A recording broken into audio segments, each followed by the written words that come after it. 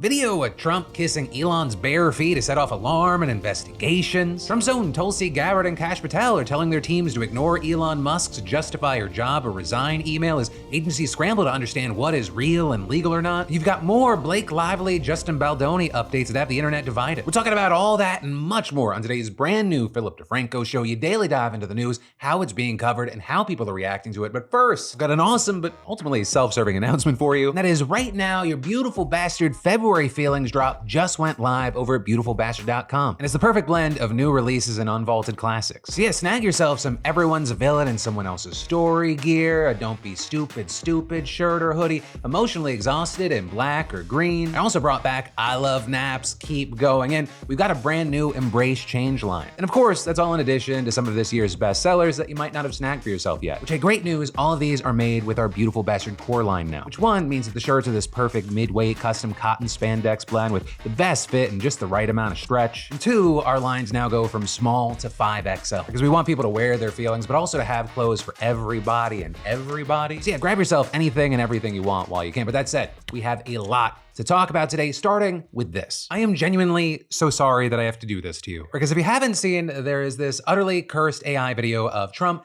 kissing Elon Musk's feet. And when I say kissing, I mean Trump just going to town on those little piggies, which are also two left feet. With that being just one of numerous indicators that this is AI, but it has the text, "Long live the real king." And while AI slop like this gets made all the time, the reason this is in the news is you might notice that this video is being played on a monitor in what looks to be an office hallway. And now, according to multiple reports, those are the halls of the Washington, D.C. headquarters for the Department of Housing and Urban Development, with a reporter from the Washington Post saying that she was sent the clip from multiple people inside the building and learning that it was played on screens throughout the headquarters. But then also an independent journalist posting on Blue Sky that sources told her that the clip played on loop for 5 minutes and, quote, building staff couldn't figure out how to turn it off and so sent people to every floor to unplug TVs. Right, and with all this, you had a number of people noting that the "Long live the real king" text seemed to be a reference to a Truth Social post that Trump made about himself last week. Or with also the official White House account posting a fake magazine cover of Trump in a crown with the phrase, "Long live the king." You know, with all this, when asked to respond to this apparent hack, you had a spokesperson for HUD telling the Daily Beast, "Another waste of taxpayer dollars and resources. Appropriate action will be taken for all involved." But as far as, who got that video to play on those screens, right now it's unclear and really any guesses or speculation. But you also had outlets like New York Magazine noting that Housing and Urban Development HQ probably has quite a few angry people in it. And Rolling Stone even calling the action an apparent digital protest. Right, in that because over the weekend it was reported that the Trump administration and Musk's Department of Government Efficiency are looking to reduce HUD's employees by about half. With the Associated Press then getting into specifics, reporting that this could impact those who support disaster recovery, rental subsidies, discrimination investigations, and more. That could make for someone, somewhere in this world to be mad at Trump and Musk. But that's also not the only thing Elon's done to piss off government workers, and now Tulsi Gabbard, Kash Patel, and numerous other Trump-appointed agency leaders are telling their employees to ignore him. And specifically, what we're talking about here is an absolutely wild directive that Musk made on Saturday with him posting on X. Consistent with President Trump's instructions, all federal employees will shortly receive an email requesting to understand what they got done last week, with him adding, failure to respond will be taken as a resignation. With that seeming to be in response to a post that Trump made on Truth Social earlier that day where he wrote, "Elon is doing a great job, but I would like to see him get more aggressive." And adding, remember, we have a country to save, but ultimately to make greater than ever before. MAGA. And true to his word, federal workers started getting emails directing them to do just that. And according to copies of the email that were obtained by media outlets and screenshots that have been circulating online, the message was sent from the HR arm of the Office of Personnel Management with the heading, "What did you do last week?" And like Musk said, it directed employees to reply with approximately 5 bullets of what you accomplished last week and CC your manager. With the message also instructing workers to not send any classified information, links, or attachments, and giving them a deadline of Monday at 11:59 p.m. Eastern Standard Time to respond. Though very notably here, a key thing really, the email didn't make any mention of Musk's threat that failure to reply would be taken as resignation. So unsurprisingly, this curt email and Musk's separate threat, it sent the federal workforce spiraling into absolute chaos as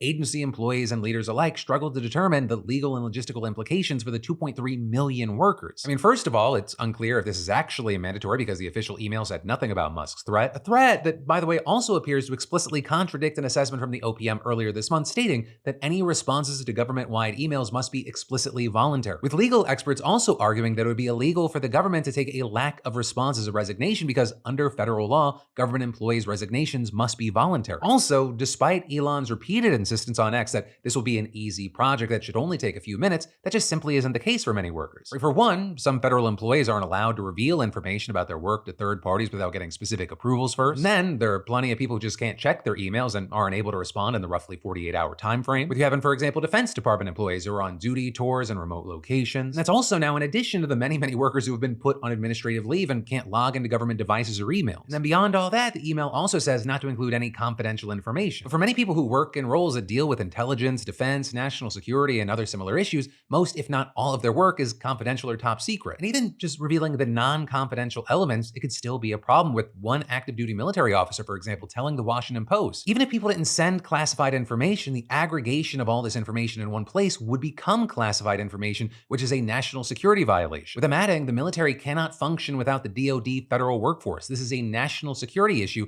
to treat the workforce this way. And so now, as a result, we've seen many agencies and divisions issuing their own directives to employees, explicitly telling them to not comply. Right? And like I mentioned at the top of this, that includes Tulsi Gabbard, the director of the Office of National Intelligence, with her writing a message reviewed by the New York Times where she ordered all intelligence community officers not to respond to the email, citing the inherently sensitive and classified nature of our work. With the Times then also reporting that similar instructions were given to employees of the Departments of Defense, State, Energy, Health and Human Services, and Homeland Security. And this is according to the New York Post, the directives not to respond to the email also extended to the Departments of Education and Commerce. But then also, in all the confusion and chaos, numerous federal employees across different agencies received contradictory messages. With, for example, on Saturday, the Washington Post reporting that the Justice Department told all managers that their employees should be instructed to submit responses by the deadline. But then, the next day, Kash Patel, now the director of the FBI, which is part of the DOJ, wrote a letter to all agency employees telling them to pause any responses and explaining. The FBI, through the Office of the Director, is in charge of all our review processes and will conduct reviews in accordance with FBI procedures. And this is Health and Human Services employees were also allegedly given one instruction and then told later to pause and wait for guidance. And workers at agencies under DHS, including the Secret Service and the Cybersecurity and Infrastructure Security Agency, they were instructed to reply before the department sent a note telling everyone to do the exact opposite. I mean, some agencies didn't even think that the email was real at first, with leaders at the National Oceanic and Atmospheric Administration initially sending a message to some staff saying, it is possible that this new message sent outside of normal business hours was sent in error and/or is a phishing attempt, right? Instructing them to not respond until the message could be verified as authentic. And as if this could not get any more confusing, it's also been reported that the email made its way into the inboxes of people who weren't supposed to get it at all. Right? This email was just meant for the executive branch, but sources told the Washington Post that some judges and judiciary staff, they received it as well, despite the fact that they literally work in the judicial branch. And so unsurprisingly, Musk's post and the OPM email, they've generated a ton of backlash. Where you had unions that represent federal workers and Democrats slamming the move, echoing the widely held legal consensus that Musk's threat is illegal and urging more departments to tell their employees not to respond. With one of the most notable responses coming from Senator Tina Smith, who got into a heated back and forth with Musk after tweeting, "This is the ultimate dick boss move from Musk, except he isn't even the boss, he's just a dick." And adding, "I'm on the side of the workers, not the billionaire asshole bosses." But this also is very significantly here, we even saw some Republicans chiming in. With, for example, Senator Lisa Murkowski calling the request absurd and defending government employees, writing on X, "If Elon Musk truly wants to understand what federal workers accomplished over the past week, he should get to know each department and agency and learn about the jobs he's trying to cut." And beyond that, you also had at least one Republican lawmaker questioning the legality, with Representative Michael Lawler telling reporters, "I don't know how that's necessarily feasible. Obviously, a lot of federal employees are under union contract." Right, and to that point, just this morning, we saw unions representing federal employees bringing a lawsuit against Musk's resignation threat, with them arguing that it violated procedural requirements under the Administrative Procedure Act. But still, throughout all of this, Musk has continued to double down, continually making posts reaffirming his support for the initial threat. And as far as how Donald Trump has responded to all this, he initially indicated his support with a SpongeBob meme making fun of the outrage, which I know it's 2025, but what a fucking cursed sentence. But you also had Trump taking a firmer non-meme stance during a press conference with French President Emmanuel Macron this afternoon. I thought it was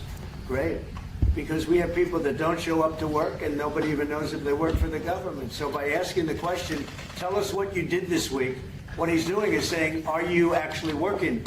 And then if you don't answer, like you're sort of semi-fired or you're fired, because a lot of people are not answering because they don't even exist. So I think it was actually, there was a lot of genius in sending it. We're trying to find out if people are working. And so we're sending a letter to people, please tell us what you did last week. If people don't respond, it's very possible that there is no such person or they're not working. But there, you had a reporter following up by noting that some agencies instructed their employees not to respond despite Musk's threat and asking Trump whether he has concerns about the disconnect there. With then Trump responding by falsely claiming that only agencies concerned with confidential matters of security had taken those steps, and added, and they don't mean that in any way combatively with Elon. They're just saying there are some people that you don't want to really have them tell you what they're working on last week. But other than that, I think everyone thought it was a pretty ingenious idea. And so, yeah, that is ultimately where we are for now, but we're also going to have to wait to see how this plays out with the lawsuit and also whether actions will actually be taken against people who don't respond. And of course, like with all the news we cover, in the meantime, I'd love to know your thoughts in those comments down below. But then, next up, in huge legal and entertainment news, Blake Lively is now accusing The Hollywood Reporter of sexism in the midst of the ongoing legal battle between her, and it ends with his co-star and director, Justin Baldoni. Right, and this stemming from a cover that the outlet recently published about the ongoing legal battle. And I want to preface what we're going to talk about by saying this is a very deep rabbit hole of a story. So I'm going to give you kind of the quickest of TLDRs on it, but understand it is a surface level kind of normie breakdown. Because in December, Blake filed a complaint accusing Justin of conducting a public smear campaign against her after she reported alleged inappropriate behavior and sexual harassment on the set of the film. And that complaint ended up being the precursor to a lawsuit that she filed just about 2 weeks later. And Justin then countersued both Blake and her husband Ryan Reynolds for $400 million, accusing them of defamation and extortion and alleging that they tried to gain creative control over the film that he was directing. With Justin then also suing the New York Times as the outlet broke the story about Blake's initial complaint. And there's just been an avalanche of updates on their claims since, tons of comments from both parties, and there are people in either camp, right? Team Blake or Team Justin. With then everything leading to The Hollywood Reporter just running a cover story about it with artwork depicting Blake coming at Justin from behind with a slingshot, aiming what appears to be a cell phone at him. With that, then getting the outlet a ton of backlash from people who felt that the image trivialized Blake's accusations of sexual harassment. With some writing things like, weird ass cover to make about a case that literally involves a man sexually harassing a woman in the workplace. The way this cover seems to imply Blake is attacking Justin, disgusting. As well as less than 10 years ago, the Hollywood trades were regularly exposing decades of sexual abuse in all areas of the industry, and now they print AI-generated covers mocking even very powerful, famous, and wealthy victims of sexual harassment. Though there, while it is not the main thing that matters here, it is worth noting that while several posts accused The Hollywood Reporter of using AI to make the cover, the artist behind it denied using AI. But regarding the main aspect of this news, the biggest name to condemn the cover was Blake herself, because over the weekend, a spokesperson for her told E! News, The Hollywood Reporter should be ashamed of itself, saying the framing in this picture is outrageously insulting as it plays into every sexist trope about women who dare file a workplace complaint, turning them into the aggressor and suggesting they deserve the retaliation that comes their way. And as far as what is actually in the article itself, it ends up spending most of the time questioning if this rift has less to do with gender equity and power dynamics and actually stems from a religious clash. With it diving into Justin's belief in the Baha'i religion, noting that many higher-ups at his Wayfarer production company are part of the same faith, with them also reporting that they bring their faith into industry meetings and claiming that they made their religion very present on set as well. With the story at the end then questioning if both Blake and Justin could be right in their individual fights and perspectives on the situation. Right in there, Blake's rep said that it was offensive to suggest that Blake's complaints merely stemmed from cultural misunderstandings. But then also with this, I want to note that while people on Blake's side saw the cover story as an attack on her, you then also had some people on Justin's side seeing it the other way, viewing it as a religious hit piece or at least a general attempt to boost Blake's image. But we also saw some on Justin's side applauding the cover, seeing it as a Hollywood institution turning on a Hollywood power couple. Which I will say, none of this is surprising, because like with every single update that we've seen with the story, there are just tons of different takes for both sides, depending on where you go on the internet. Or with both teams generally viewing each headline as their side being maliciously and unfairly attacked, or as proof that their side has been right the whole time. With it really seeming like people are pretty firmly on one side or the other, right? Again, Team Justin or Team Blake. And The Cut even just did a report noting that you can see that a lot of tabloids are even appearing to take sides of their own in their coverage. We're seeing some are fast to report what Justin's team's saying or what Justin's feeling, and others about Blake's side of the story. And so with this likely being far from the last time that we hear about this case, I really would love to know what your thoughts are here. Or whether it be about the cover story today and the reactions today, or just the whole situation in general. I'd love to hear from you. And then we'll get to more news in just a moment. But first, if you were born after 1970, there's a good chance your first razor was a multi-blade. And notably, since then, 2/3 of men expect irritation when shaving, which, just means that we've accepted face burn. And this is how about 2 billion plastic razors are going straight into landfills every year in the US alone. But then with that, enter Henson Shaving. The thought leader is focused on what matters, a skin-healthy shave. Right? I mean, I've been using Henson long before they became a sponsor. After my first shave with this razor, no joke, it was the healthiest shave I've ever had. You see, most razors, they let the blade wobble, and with that, would you want your kitchen knife flexing while cutting? No. And Henson's razors are precision engineered in the same Canadian aerospace shop that made parts for the frickin' Mars rover. These blades, they extend 1/1000th of an inch, securing a stable, skin-friendly shave. And this razor, it lasts a lifetime. I mean, you spend only $3 to $5 a year on replacement blades. And there's no subscription fees. There's just an incredible shave at a low cost. So y'all, just head to hensonshaving.com/DeFranco to pick the razor for you and use code DeFranco to get a pack of 100 blades free with with your razor. That's enough for 2 years of shaving. Just make sure you add it to your cart. There's a free pack of 100 blades when you head to HENSONSHAVING.com/DeFranco or scan the QR code on screen and use code DeFranco. But then, next up today, we have news that begs the question, what do you do when the very people who are supposed to care for you instead imprison you, gaslight you, and exploit you for money? But with that, apparently one of the main answers is sue them into oblivion, because that is exactly what's happening to the Psychiatric Institute of Washington, which notably is the only for-profit psych hospital in DC. And while this whole situation involves a lot of huge allegations, this lawsuit specifically focuses on one particular plaintiff, simply known as Jane Doe, with it stating that last April, Jane Doe got into an argument with her soon-to-be ex-husband and then went for a walk to calm down. But then with that, her husband reportedly told the police that she was suicidal and had borderline personality disorder. And this, even though according to the lawsuit, neither claim was true. But still, the cops reportedly surrounded her, handcuffed her, and took her to the city's 24-hour behavioral health crisis center. A center where a physician reportedly spoke with her for less than 5 minutes and then, after telling her she needed to spend time with her emotions, involuntarily committed her for the night. Now with that, reportedly around 9 p.m., a nurse observed that Doe was calm and denied suicidal ideations. But then, that same night, a different doctor who she reportedly had never met transferred her to the psych hospital for a 7-day involuntary commitment, leaving her stunned and terrified. And so off she goes, reportedly restrained in an ambulance, and when she gets there, she meets a resident psychiatrist, with that doctor then reportedly describing her as calm, cooperative, and engaged in conversation, with him notably adding that she was very future-oriented and had a strong desire to live. And they actually also noted that she didn't have any psychiatric history except for a diagnosis of adjustment disorder that she said stemmed from stress. And in fact, the doctor's assessment of her was glowing, with him observing a linear and logical thought process, no delusions elicited, denial of suicide, no hallucinations, alert and oriented to person, place, and situation, above average intelligence, good judgment, and good awareness. But that doctor, they reportedly lacked the authority to discharge her, and the hospital just kept Doe committed, with him despite that previous assessment determining that she had a severe disturbance of affect, behavior, thought process, or judgment. And so that day and the next, the suit alleges that she received no therapeutic treatment whatsoever, not that she would have needed it if her account is true. Also, on the note of trying to get some help, Doe said that she actually asked to call an attorney, but was told that her unit didn't have a working telephone. Within later, a doctor reportedly writing a progress note that claimed that she was disheveled, had paranoid delusions, had impaired short-term memory, and showed poor judgment due to non-compliance with treatment, as well as poor insight based on unawareness of the extent of her illness. But then, just as kind of the cherry on top, saying that there was currently suicidal, homicidal ideation with intent, realistic plan, and/or available means. But then, on her 4th day there, the lawsuit says that Doe used her own ingenuity and effort to obtain access to a hospital worker's phone and make an unsanctioned call to a public defender, with the judge almost immediately ordering the hospital to end her commitment. Meanwhile, that same doctor who reported all those symptoms just a day earlier now reported that the suicidal ideation had completely disappeared, according to the suit, with the lawsuit also alleging that that doctor falsified the time on the report to make it look like it was written before the judge's order. But then, as a final goodbye, the hospital reportedly writing in a discharge summary that Doe was offered therapy, daily treatment meetings, exercise, and healthy food, as well as outdoor access. But notably, the lawsuit disputes all of that, saying that she got 0 time outdoors, had broken sinks, was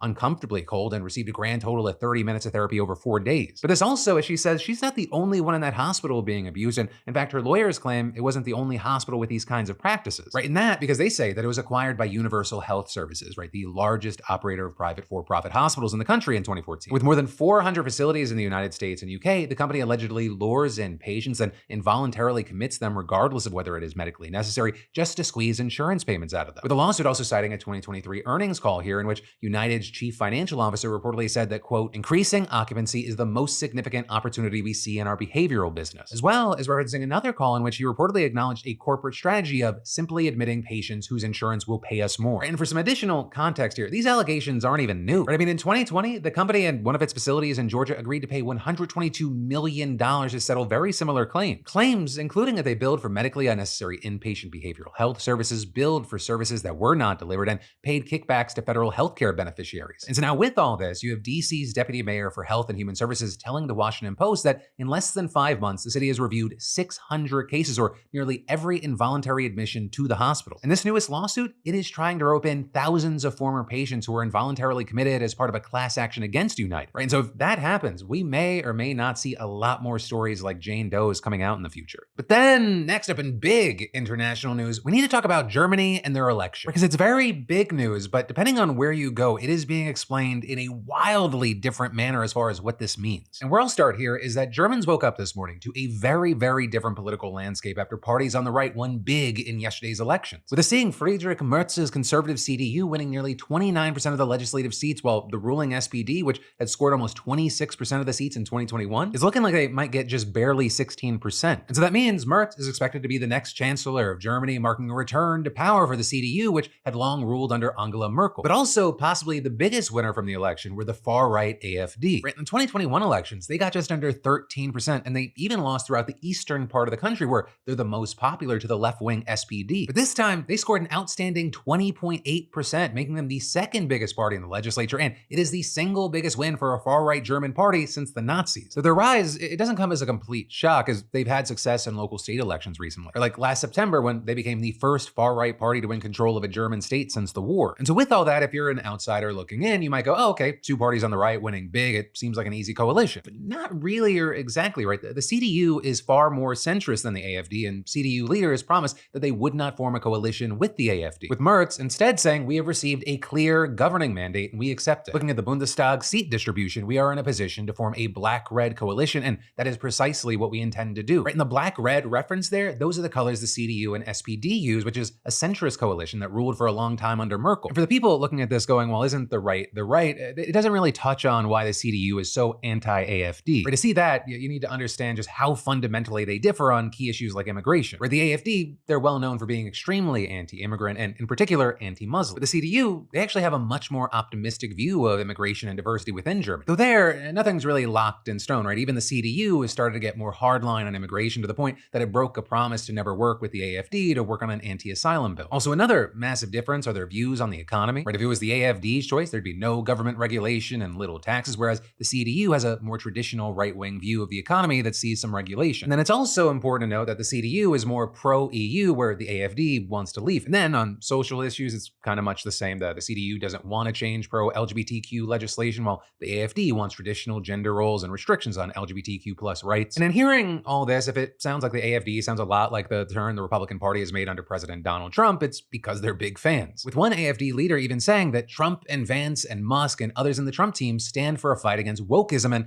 for a fight for the freedom of speech, and these are things we can also agree on. And this is folks like Elon Musk were not shy about showing their support for the AfD. But if you've opened up Twitter over the past weeks and months, I mean, you've probably seen he's made a ton of posts on X pushing for Germans to vote for the AfD. Also, with this election, I think another interesting thing to touch on are the demographics of the vote, or with the short version being the CDU didn't really do that well with young people. And instead, we saw them largely going for either the AfD or the Left Party, with the Left Party actually performing better in that demo, even though they underperformed everywhere else. Also, the vote highlighted how differences stemming from the Cold War are still around. We saw the AfD winning every state in Eastern Germany minus Berlin, which itself was split between East and West. And it's also mimicking differences in things like religion. You know, one of the biggest questions from here is, well, what happens next? You know, in the long term, there are beliefs now that this could show that the AfD is going to score huge in the 2029 elections, which led to Merz saying, this election might be our last chance to restore public trust. But as far as the here and now, right, in the short term, Merz is likely going to be chancellor, and he hopes that a power sharing agreement with the SPD will be made by Easter. But also, possibly one of the biggest shakeups from this election will be what happens internationally. Because if you hopped online, Trump seemed to be very pleased by the results, saying, looks like the Conservative Party in Germany has won the very big and highly anticipated election, saying much like the USA, the people of Germany got tired of the no common sense agenda. But the thing I'll say there is that the Conservative Party there, and specifically Merz, they don't seem to like Trump very much. But I mean, following his victory, he came out and bashed the Trump administration for being so blatant about its support for the AfD. And on top of that, Trump has shaken Merz's former belief in NATO, with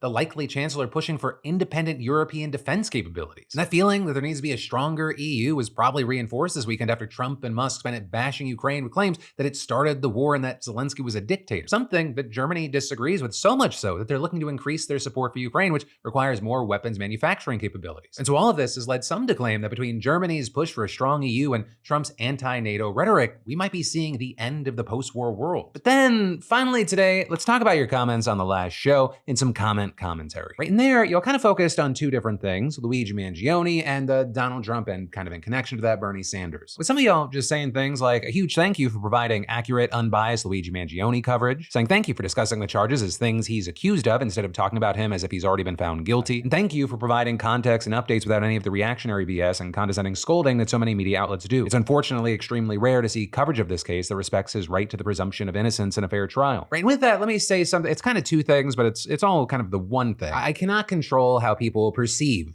the words that I put out there or the things that I put out there, right? And that stands for everyone, regardless of anyone's intent. You can't fully control how people receive your words. And so with that, I'll say too, the words that I use on this show are very much meant to, yes, explain the reality of the situation, but also talking about it in the terms of what is legally correct. Right? So in certain circumstances, I may have a personal opinion that someone is just outright lying about something, but that's why I might opt to say they said something that was untrue. Well, no one is gonna bat 1,000. I try to not be super loose with my language. And so then to bring it back to Luigi Mangione is technically accused of a crime. Right at this specific moment, that's the case, and that's how I'm gonna talk about it. Though separate from that, a big part of the conversation around Luigi was, how are they gonna find someone that isn't aware of this situation? But with jury selection, I think it's gonna be more focused on, do you think you can be unbiased? And there we had people saying things like, what's gonna be hard for the prosecution for Luigi might be finding a juror that hasn't been screwed by a health insurance company. So there we saw some replying saying, it's worse than that. Nobody in my family has been screwed by an insurance company, but I'd still side with them. But then, like I said, there was a lot of conversation around Donald Trump, right? Because he had just done the King Instagram post and he called Zelensky a dictator. But the top comment on that video reading, having your president even jokingly say, long live the king, should not be taken kindly in the US. So of course that wasn't without some pushback, with some replying, the king of trolls making Dems crazy is hilarious, which touches on the classic back and forth we see all over social media. One side saying when he says it, believe him. He starts by joking and then he does. Whereas many of his supporters argue, no, he's just trolling to make people crazy. Though there, as we saw at CPAC, there is a growing number of people that literally want him to run for a third term. But moving on to the Russia-Ukraine of it all, you had some saying Bernie Sanders just loudly called out everything around Russia and Ukraine on the Senate floor in a way I very much hope gets heard by many on both sides of the aisle. Which I will say, I think Democrats would be smart to look to Bernie Sanders and go like, oh, maybe that is a potentially winning strategy. Where he's out there speaking, talking to real people that feel fucked by this administration, but really trying to grab onto some of the energy there. Meanwhile, a lot of congressional Dems are just polling horrifically. Right? A lot of their own supporters thinking they're acting in kind of this weak, limp dick manner. Now there, we've seen the likes of Hakeem Jeffries saying, I can't swing at every pitch that's coming our way. There's too many things happening. We have to, really just focus on the big stuff. But I don't know. So far it seems like a losing strategy. But who knows? Maybe we're just in the middle of the Democrats pulling off some 5D chess, a rope-a-dope bullshit. But no, it just feels like they're getting punched in the back of the head. But then the rest on this topic is really focused on Zelensky. With y'all saying things like calling Zelensky a dictator and saying Ukraine started the war while also in the same breath saying we paid the most to them and excluded them from peace talks is wild. As well as Zelensky is more of a leader of the free world than Trump will ever be. Saying UK stands by Ukraine, Slava Ukraine, as well as I am Russian and I audibly gasped when I heard the absolute lunacy Trump was spewing. So then finally to bring everything back around and just tie this section off with a bow, Reed Silver saying, great job, Trump. You just made the perfect case for why Luigi Mangione can be eligible to run for president in 2028. With that seeming to reference Trump saying he who protects his country commits no crimes. But that, my friends, is the end of your Monday evening, Tuesday morning dive into the news. And I'll just ask you to remember two things. One, remember to snag yourself some awesome tees and hoodies over at beautifulbastard.com with our February feelings drop. And two, remember I've got a brand new show for you every Monday, Tuesday, Wednesday, and Thursday at 6 p.m. Eastern, 3 p.m. Pacific. Thank you for watching. I love yo faces, and I'll see you right back here tomorrow.